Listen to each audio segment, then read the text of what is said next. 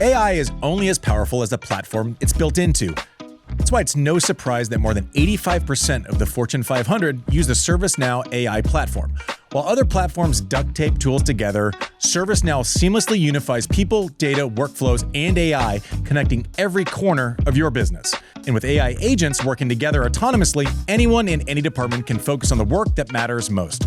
Learn how ServiceNow puts AI to work for people at servicenow.com.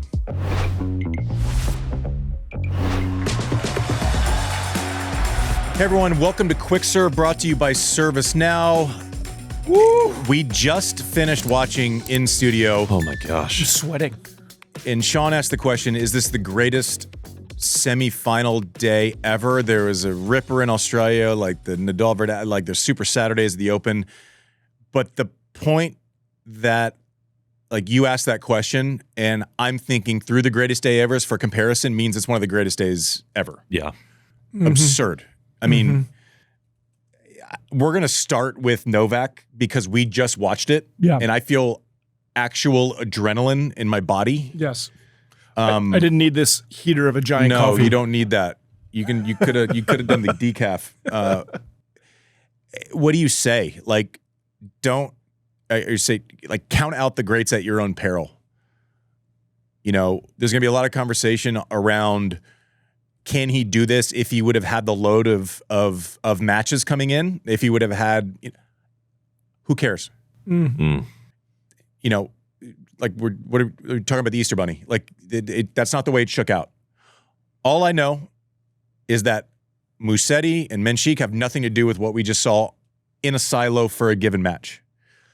Novak managing his way through that match, and we were all watching it together, so feel free to pitch in as we're watching, but like his ability to manage a match, invest in long rallies when he needs to, when his legs aren't there, give away the score. I mean, I thought Eubanks, Fowler, and James did a great job of explaining, like, he should throw this game away. Yeah. Because he has to actually serve the next game and protect his legs. And you need your first serves versus second serves. And the pacing with which he can get through matches is unbelievable. Mm-hmm.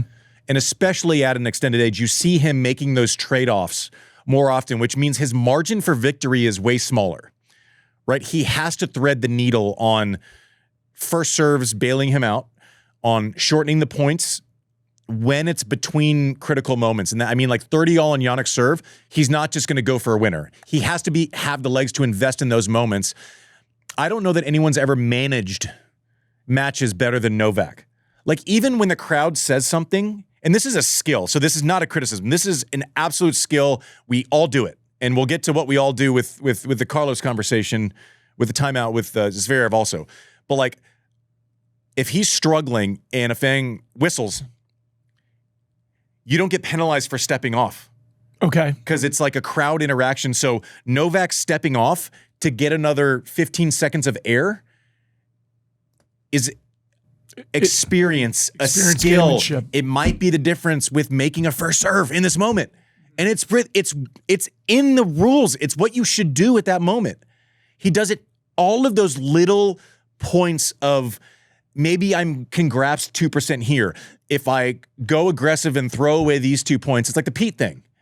If throw away these 2 points, then I'll have my legs for the serve in the next game. Slow down on that a little bit, because you were talking about that while we were watching those last two games.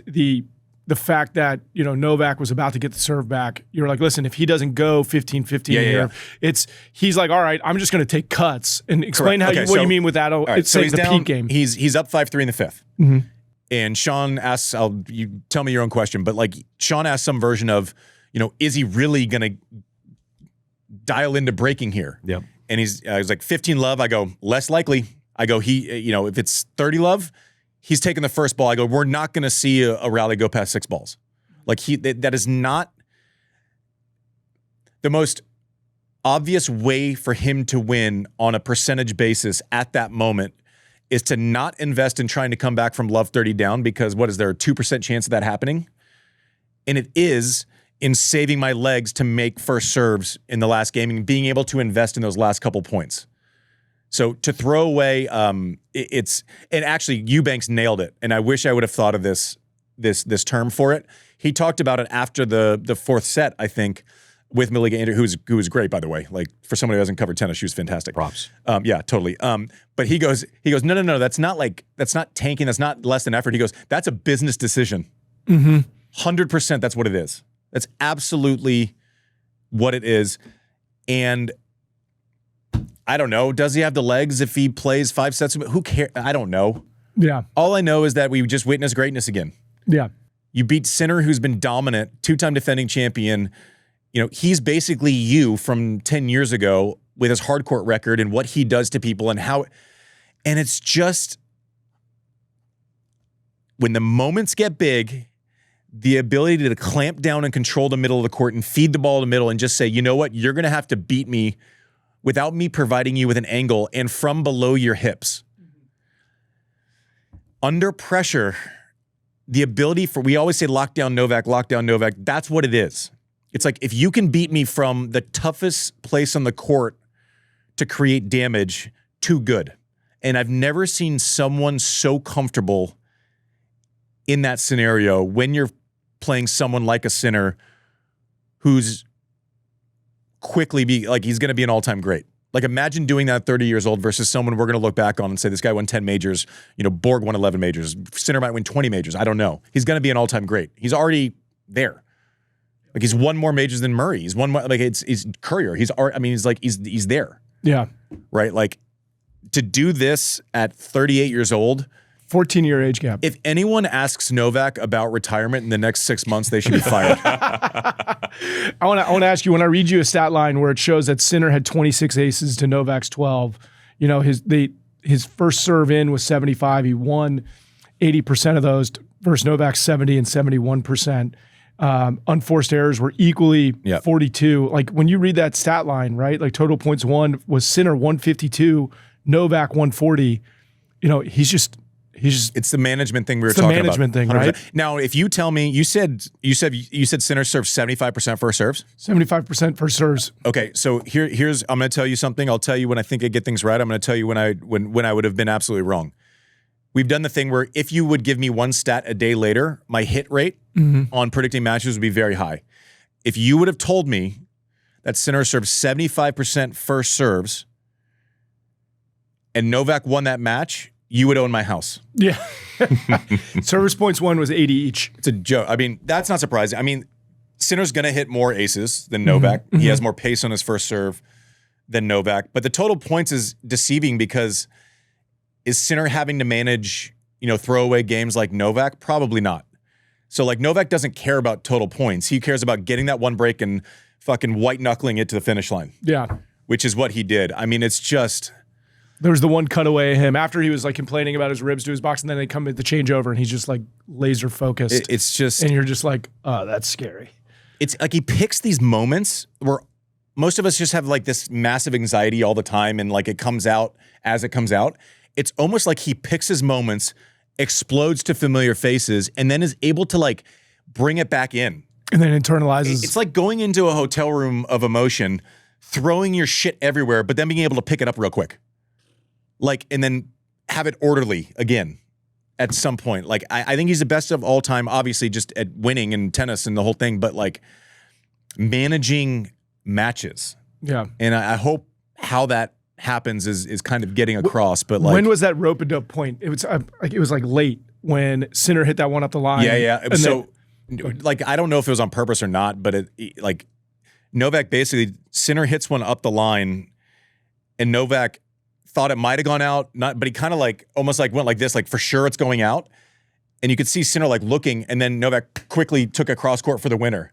Like that shit is like someone who is able to set like a perfect screen. It's like a Shai Gilgeous-Alexander who isn't going to beat you with speed all the time, but the different paces of like Shai Gilgeous-Alexander gets fouled from behind when he like backs into someone and then shoots. That's what this is. This is like a skill developed over these titanic battles for 20 years. And you're watching it, and it's still good enough to beat the best players on earth sometimes.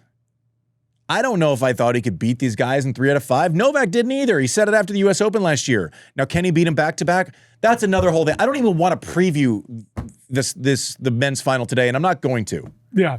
Because it would be too quick to move on from what we just saw. Like, this has to settle in. This has to marinate. Sinner is fantastic. Fantastic. I think no differently of him. The stat that is going to be said over and over again, like we get the Bakula hasn't made it past the quarters, the this and that, and he's never won a match over 3 hours and 40. Yeah, was it 45 minutes? 5 minutes. 0-9. 0-9 now. That's gonna stick. Like, if there's anything that the locker room has any hope for with Sinner, heat and length. Mm-hmm. Really hard to get to 4 hours with him because he will knock your head off. Mm-hmm. Right? If you can, it changes a little bit. It's like, Tyson in the 10th round versus Tyson in the 3rd round. He's walking in there to knock. I was about to ask you, who would you compare that to? He's walking in there to knock your head off. Yeah. And right? He normally does. Whereas like Holyfield wants to extend, and get longer, and I don't know, man. Like, it's just, what's that lame country song? Like, I'm not as good as I once was, but I'm as good once as I ever was. Yeah. 18 years since he won his first Grand Slam title in 08 in against Melbourne. Joe Willie Tsonga. That was prime Tsonga. Thank you. Zverev, Carlos. I mean, it's crazy that might be the second best match of the day. I don't know. I mean, here's. So I've said this before on the air, and it's one of my favorite quotes ever. And it's from my old coach and all-time great Jimmy Connors. Okay. Sometimes when you play a point the right way and someone comes up with something that's just better, but you executed it the way you wanted to. Sometimes you come off and you play a match where you executed the way you wanted to. He had this thing where he'd go, fucking A. Operation was successful. Sometimes the patient dies. Yeah. And that's kind of what it was for Alex today. Carlos, he's so good. It's just the speed, and you saw him kind of learn that Novak playbook where he's pacing the injury. He wouldn't admit to cramps, but it looked like cramps. I would bet you $1 that it was cramps. He's not going to admit to it because that brings in a whole. He says it's cramps, and then all of a sudden he has to answer 12 more questions in the press conference about the medical timeout. So why would he even do that? No. Like, at this point, it's like load management, time management. You guys can write what you want. I don't care. I need to get ready for the final. Mm-hmm. Just straight out of the gates, it's so much fun for me to see the game and the level and the movement and the athleticism and the drama and the next generation stepping up pretty much every tournament, right? And the storylines of like, can Zverev, like, he's not going to be these all-time greats. Can he get one? Can he get one? And Carlos going, I have the career slam. I want to be the youngest to get the career slam. And then you have Jannik going against the shadows of greatness. And then you have Novak going, can I get one more? Can I just get to 25? And so now we look forward and we see Carlos going for the all-time record for youngest to ever complete all 4 Grand Slam wins against the best of all time who's going for 25 on the same day. Like, it's just, if you don't like tennis, we're not friends. I don't like you. Can we dig a little bit more deep into the context of this, of Carlos's? So they're in the 3rd set. Yeah. He calls for a medical timeout. Carlos up 2 sets at this point. Yeah. And Zverev should have won that 2nd set. Mm-hmm. He was serving for it, should have won it. Carlos calls for the medical timeout. And at this point, right, it looks like he's cramping. He's taking on water. But at the end of the day, it's up to the physio if this timeout is to happen, right? Can we explain the context of this and the rules? Right? So here's what happens. So the rules are like super murky around cramping. You're not supposed to call the trainer because it's not an injury. It's a situation, right? Like, your toes could cramp right now, and tomorrow you're not injured. Yeah. Right? You pull your groin and tomorrow you're injured, right? So that's the fine line. That's what Zverev's argument was about, was like, this is an injury timeout. He's getting his legs rubbed on, which helps cramps, under the guise of like, my groin hurts. And two things can be true. So we don't know.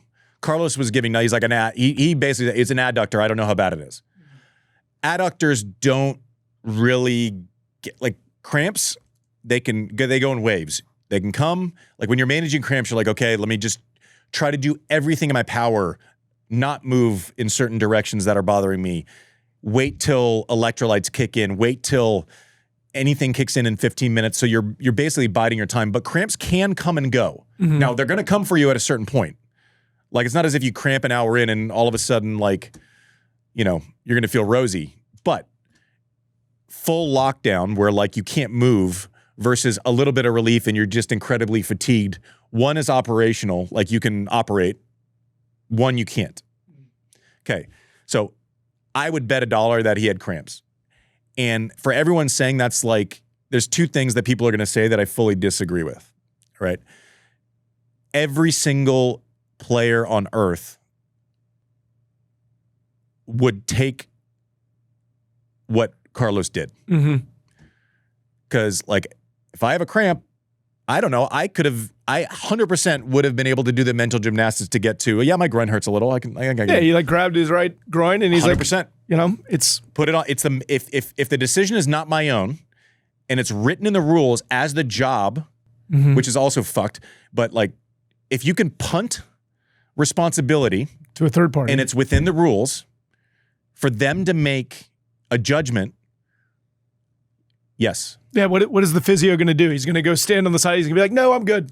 No, and also the people like he's going to walk over and check on a person that asked for it. But also, like, let's people are going to be like, the physio needs to say, you know what, Alex was right. The physio. Okay, imagine how that works, right? You're the physio. I mean, that's unfair. You're the it's a no-win situation. There's no chance for the physio to win. They work for the tours. You're not getting your personal physio out there. It's not as if this person works for fucking Carlos. This person works for everyone equally in the entire tournament, right? That physio comes out. Carlos goes, my groin hurts. What are you going to say? Carlos, you're lying to me. I am not going to treat you. Yeah, exactly. 0. For those on Spotify, I'm holding 2 zeros in front of my eyeballs. Like, there's no.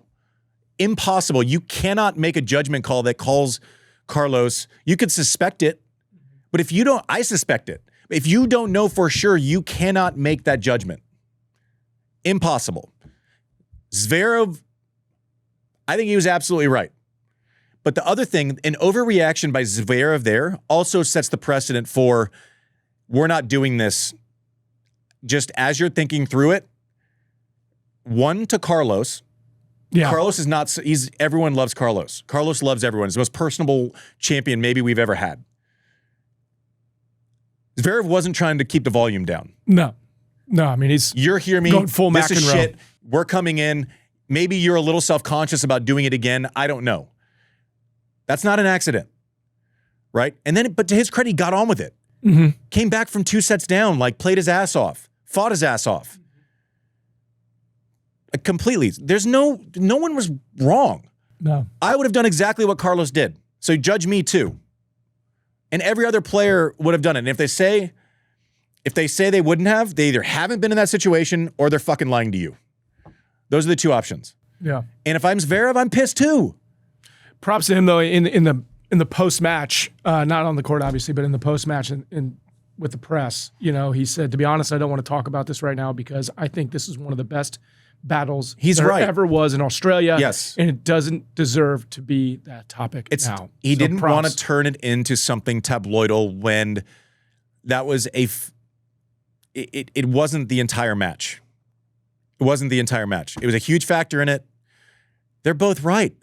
You give me $1, I could defend either one convincingly, I think. You know, and I just feel bad. Like Zverev has admittedly, and the U.S. Open final comes to mind, has choked matches when serving for it before.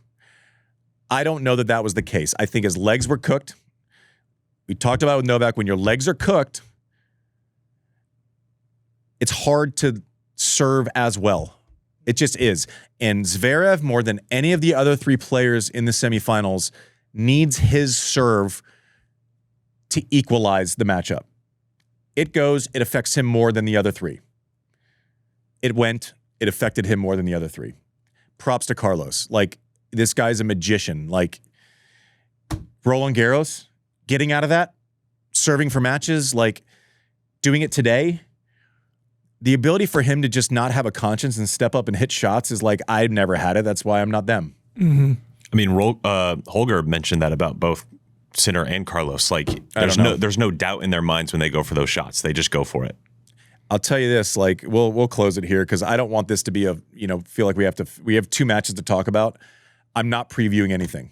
Yeah. These need to settle. We need to understand the physicality, the mental isolation, the strategy that goes in. It's not a coach calling timeout where you don't have to actually think about those things.